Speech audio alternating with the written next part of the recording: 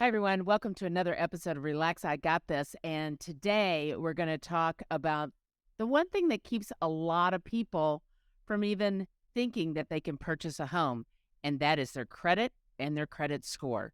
So make sure you stay tuned. We've got Justin Mirche, and he's going to tell us about a mortgage score.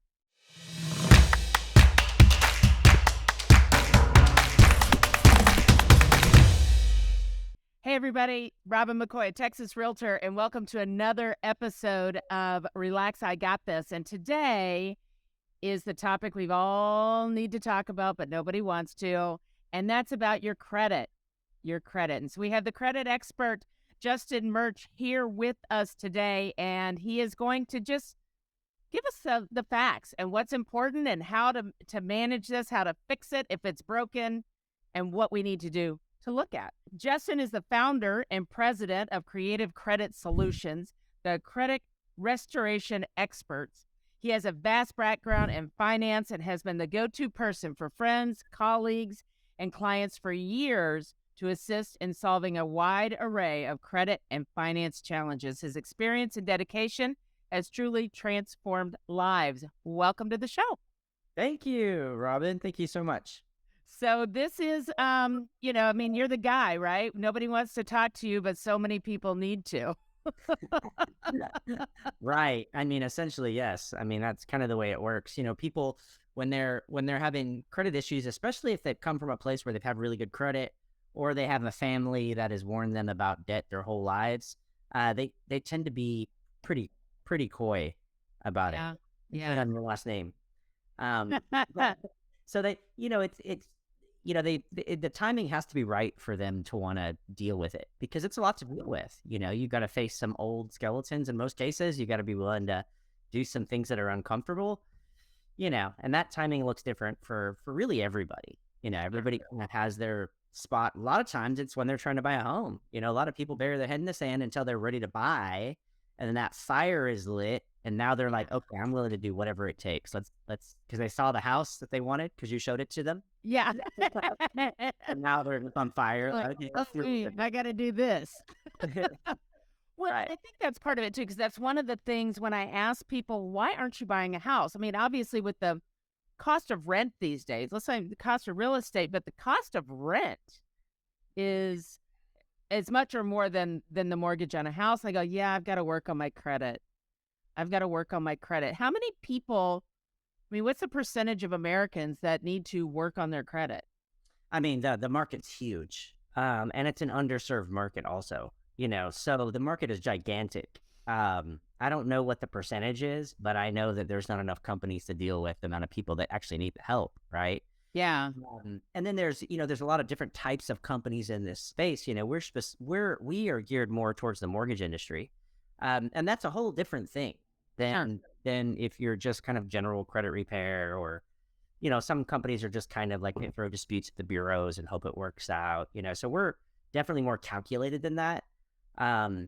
So really, I mean, I don't know what it looks like, but speaking to kind of what you're talking about with the person who's renting, when I talk to a client who's spending $2,700, $2,300 a month in rent, or even $1,800 to $2,000, and I'm like, man, you don't realize, first of all, the kind of money that you're losing by not investing in yourself, but also, a lot of people kind of want to say, well, my credit's not the best, and I'm like, well, it might be. You'd be surprised how easy it is to get home. Yeah. But you'd be surprised how little it takes to actually get to the bottom threshold for FHA loans. But also, if you're throwing away, $1,800, $2,000 a month, there's really never been a better time. I don't care what rates look like. I don't care what the property values look like if it's affordable. Even a townhome, or one of the biggest mistakes I made was I didn't buy until I was like, mid 30s. I should have bought, late 20s, early 30s. I was living off of Mockingbird and 75. I was renting. And I had, I was in the process of buying, ended up getting married, long story, moving to 40 Texas. But at that time, I was looking at buying a townhome in Uptown, and it was like $130,000. Wow. Yeah, which is now like, $700,000. Yeah. For $1 million, right? Yeah. So, had I moved, back then, that would have been, amazing. I could have, Yeah. read it out. Woulda, coulda, shoulda, right? Right. Well, and it's always like that Yeah. in the mortgage industry. It's always woulda, coulda, shoulda, right? It's always like it's not the right time. I'm like, but next year's not going to be the right time either. Right. And And you're at, especially if you don't address the things that you say it's not the right time. I've got credit card debt. I've got a car loan. I've got student loans that I've been putting off for years. I just can't do it. well, yeah, but you can though because you're paying $2,000 a month in rent. Exactly. Get you some down payment assistance. We can save up figure some stuff $2,000 out, right? Right. Yeah. You're paying, $2,700 to live off of, to live downtown, for a 1 or 2 bedroom. You could easily replace that with a condo or a townhome or something, and pay less like you were talking about. So, Well, when it comes to, credit or credit repair so that I can buy a house, right? I know I've got some things. What's the myth that most people think versus the reality of how they can make this happen maybe even sooner than they think? Because I think some people think they have to have zero debt. to buy a home. Yeah. Yeah. So I think the biggest myth, and it still exists. I know it certainly did when I bought a home, and it wasn't true. That you need 20% down, Right. and that the requirements are super stringent and difficult. And the reality, that's just not the case. There's, first of all, to address the requirement issue, a lot of people don't realize that FHA is actually, it's a soft program. They try to get as many people into that program as possible, as little as, 580 if you have a lot of money down, 620, 640 on the mortgage score side of things, will get you into an FHA loan. And they're like, well, I don't want FHA, I want conventional. I'm like, well, Let's start. You got to start somewhere, right? Exactly, right. And FHA is not as pretty as it used to be. I mean, I got my first loan was an FHA, and the PMI drops off, after you get that 20%. That no longer is the case. You have to refinance out of it to a conventional product. But so people think, that it's really hard to get a loan, and it's not. I mean, you'd be surprised at what I see on my side. If we've got a compliant client that is willing to do what's necessary, we can get just about anybody to the finish line. Ultimately, there's a lot of factors involved in that. Sometimes we need to restructure debt. A lot of times we have to reestablish credit. Sometimes we have to settle some items. Some items are just not legal that are on their credit profile. Yeah. Usually that's like 20 to 25% of the items on their credit in general. Yeah. So about, 20 to 25% in general, we're probably going to pluck off anyways, based on this idea that it doesn't meet the legal requirements to be there. There's a lot of different metrics that we look at, mechanics of the count. The Fair Credit Reporting Act says it has to be 100% accurate to be on their credit. It has to be consistent between all 3 bureaus, So Yeah. one thing that I know is that the credit bureaus aren't very good at being credit bureaus. They're not very good databases, right? Yeah. They don't really take care of the data very well. They don't secure it for us. They're just kind of a mess, right? So, we didn't make the laws. The laws are there for the consumer. So, but that in and of itself usually doesn't do the trick, right? So usually you've got to combine that with a lot of other activities to get their scores up on the mortgage score side of things, because the mortgage score is a different algorithm. It's not the same algorithm as, what you see on Credit Karma, or even what you see as a credit card company that gives you a score. Most of the time the clients are going to look at scores that are not going to be even close to what their mortgage score is. Usually, this isn't always true. This is not a direct kind of equivalent, but what I see mostly is that, clients will pull a 20 to 40 point lower score than what they think they have on the mortgage score side of things.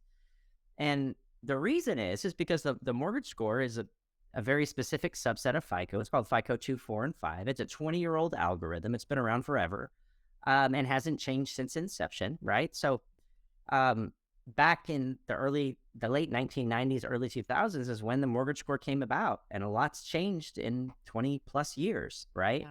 Yeah. But not the mortgage score, So it's got some good things that I like about it that we can optimize and take advantage of because it hasn't caught up to the newer algorithms.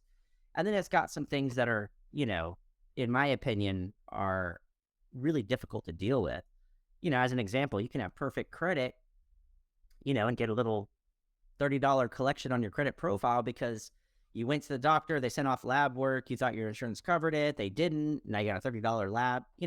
That'll take somebody from, a seven, if they had perfect credit, 740, 750, all the way down to like under a 700 Wow. on the mortgage score side of things. Yeah. Your newer scoring algorithms discount that kind of stuff. Sure. Right. Now, on the flip side of that, the mortgage score is kind of fun to work with because it hasn't caught up to some of the things that you can do to actually optimize those scores in the other direction, right? So there's a lot that you can do to really get the score to move in the other direction that doesn't work for FICO 8, FICO 9, and now FICO 10 with trended data that just came out. So it's a double-edged sword, but it's different because the clients aren't going to be able to, they're not going to be able to research, well, how does this work? They're going to get all the current information. And Right. we're still working in a credit scoring environment that is archaic. It's old. It's It's very old. it's just old. Yeah, and it's supposed to be changing. So there's legislation right now, or actually there's legislation that passed through Congress last year to give the mortgage industry kind of a facelift when it comes to credit scoring. Not sure how I feel about it. Wait to see how that all plays out once in reality. Right. Well, there is the Vantage score, right? There's FICO. Those are the two main scoring algorithms. There used to be a lot of different scoring algorithms. There was informational and educational scores. There's scores everywhere, right? Right. And then, these websites started to get sued by the government. Sort of like, hey, you're representing a fake score to get people to your website. Experian was actually one of them. They had an informational score that they got sued on. So now there's really just two. There's Vantage score and there's FICO. FICO has a monopoly on the mortgage industry. We don't like monopolies in the States, so I agree they do have a monopoly on it, but Vantage score, which is the competing score, which you see for free everywhere, Credit Karma, Credit Sesame, because they give it away for free because they're trying to compete with FICO. FICO's not giving their score away for free. But so there's been lobbyists and there's been a lot of push to get this competing credit score out there. Now, behind that, the truth is that Vantage score was created by the credit bureaus because they didn't want to pay FICO for the score anymore. So I know this sounds too conspiracy to be true, but it really does. It sounds like a lot of shenanigans to me. Yeah. So you've got the credit bureaus who created this separate company that created Vantage score, all three of them together, because they compete with each other, but now they're together, right? And that's why there's been this big, push for Vantage score over the last decade. They've got lobbying power. Now they've got the, Congress to change that up. So, I think, yes, it's good to have competition. But the way this is going down for me is kind of like more credit bureau nonsense. Yeah. Well, so see how confusing all this is just by what you said, and the credit bureaus and Congress and what's a FICO and, what is all this stuff? No wonder the consumer is completely confused.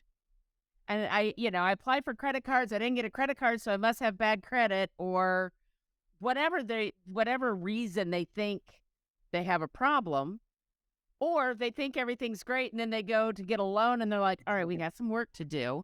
Because they've been focusing on Credit Karma, and Credit Karma has been telling them they're fine, and then they go to a mortgage lender, and the mortgage lender's like, not so fine. Not so much.